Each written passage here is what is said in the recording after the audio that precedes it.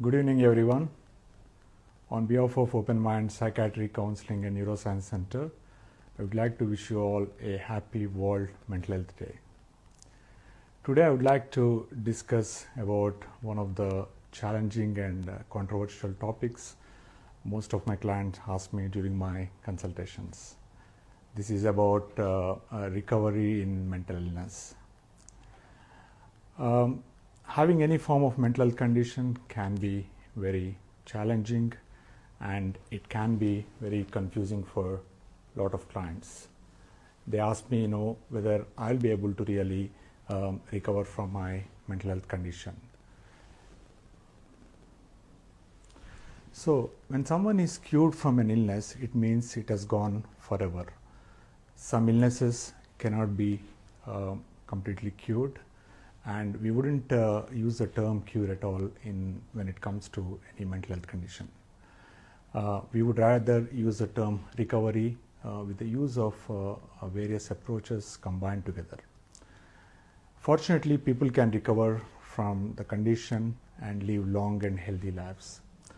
And recovery is a concept of living your life to its full potential in the context of mental illness, and so that the person himself or herself will be guiding their own path. This is in contrast to the medical model, where the attempt is to cure people completely. So, from where this concept of recovery comes into picture? So, recovery usually comes from an approach called as holistic approach, wherein we are called as a biopsychosocial approach, wherein we combine the biological methods, psychological, and also the environmental or lifestyle changes that is required to recover a person. Let's first understand what do we mean by holistic or a biopsychosocial approach. Basically, we are talking about treating the person as a whole rather than dividing into physical and mental health. We are combining both the physical and mental health, and saying here that both physical and mental health approach is very important for overall well-being of an individual.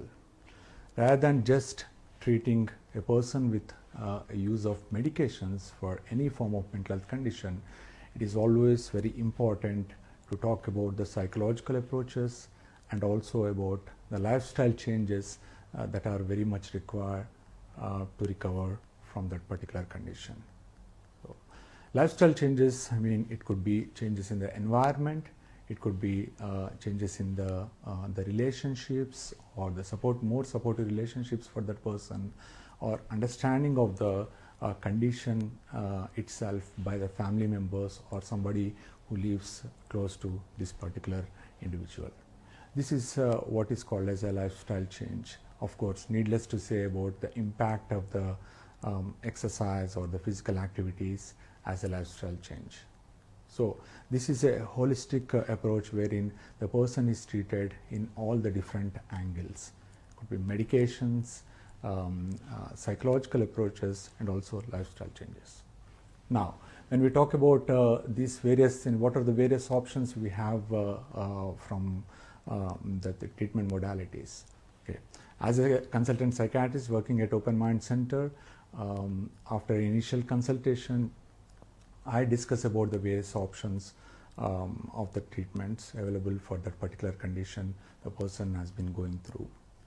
It could be an initial starting of the medication management, and or it could be an initial psychotherapy or psychological approaches, or it could be a combination of the both, depending on the condition, the intensity, and the duration, and so on and so forth. So, if medication is the first option, okay, if it doesn't feel right for you, let your doctor or the consultant or a specialist know about the medication, so that different options can be discussed. Okay. Of course, every medication has its own pros and cons. I mean to say about the side effects of the medication. There is a lot of stigma attached to the medications used in the field of psychiatry and mental health. And being in this field for a number of years, I can confidently say that sometimes the advantages of using the medications can be more compared to the initial side effects. The side effects are always going to be worse in the first few days, and I can assure that with the support and the proper communication and knowing more about the side effects on a regular basis, so it is not very hard to bear these side effects. Of course, your specialist or the consultant will always be there to support you if needed to be. So if the side effects you are experiencing are very worse, an alternative medication can be chosen. So in this field, there are many different options. One medication may be suitable for a particular individual, and the same medication may not be suitable to a different individual. So it is not a one fit for everyone. So I would advise to discuss with your specialist if the particular medication is not doing good for you, so that alternative options can be chosen. Okay. Next, moving on, the psychological approaches. What we say a one-to-one therapy, there are different modes of therapies. We at Open Mind Center, we have experts dealing with various modalities of psychotherapies. Could it be cognitive behavior therapy? Could it be dialectic behavior therapy? Or it could be a marital therapy or couple counseling, so on and so forth.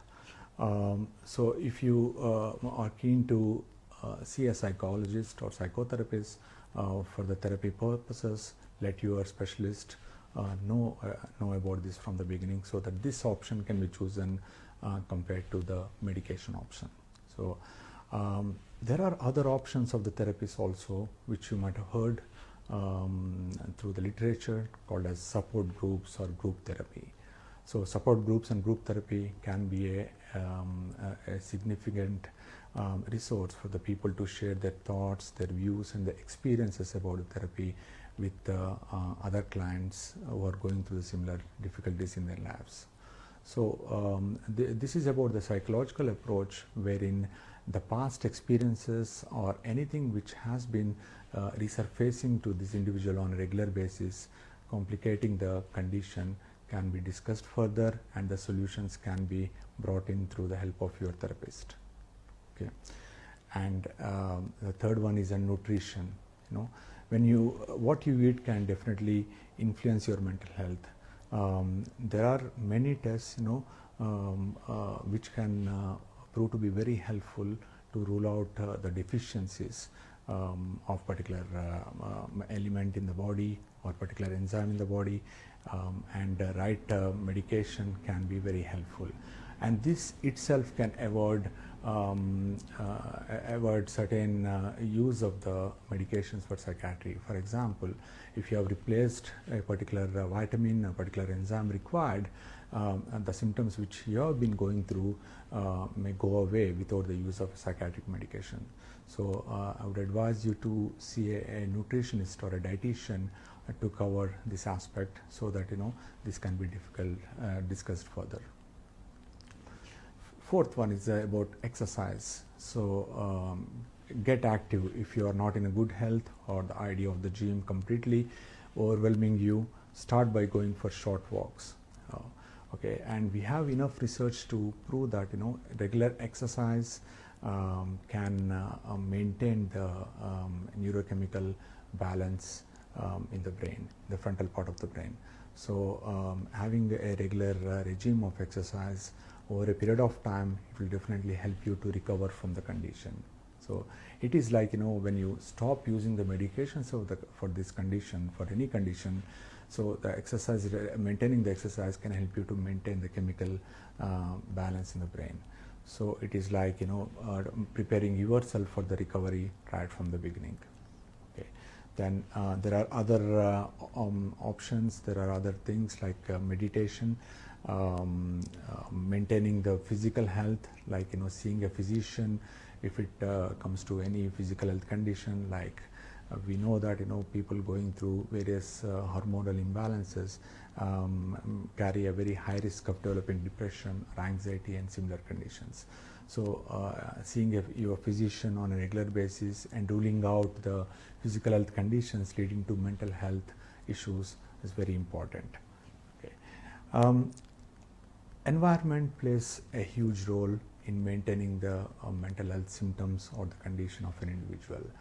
We have a significant evidence that high expressed emotions in the environment of the family is not in support of recovery of a mental health condition. It could be a complex mental health condition or a mild depression as well. So it's always important to have a right environment, and for this a proper education of the family whom you are living with is very important, so that they are well aware of your early warning signs of the mental health condition you are going through, and supporting you through a right process. Stress. When it comes, it becomes very necessary to manage your stress levels on a daily basis. Yeah. In fact, stress is the precursor of the various mental health symptoms like anxiety or burnout or mild depression, so on and so forth. So having a stress management regime in your day-to-day life can be very influential. So in fact, managing the stress can really eliminate the further process of leading to anxiety or low mood or depression. So in addition to that, stress can also lead to relapse of the condition. That means we are trying to really maintain the gap between the episodes of the depression or the anxiety. So sometimes stress can be an important triggering factor to bring back this episode of the condition. So stress not only help you to recover from the condition, and also it helps you to avoid any further episodes in the future. So stress management is very important. I would highly recommend you to discuss with your professional to write up a process or write up a regime for your stress management on a regular basis. Okay.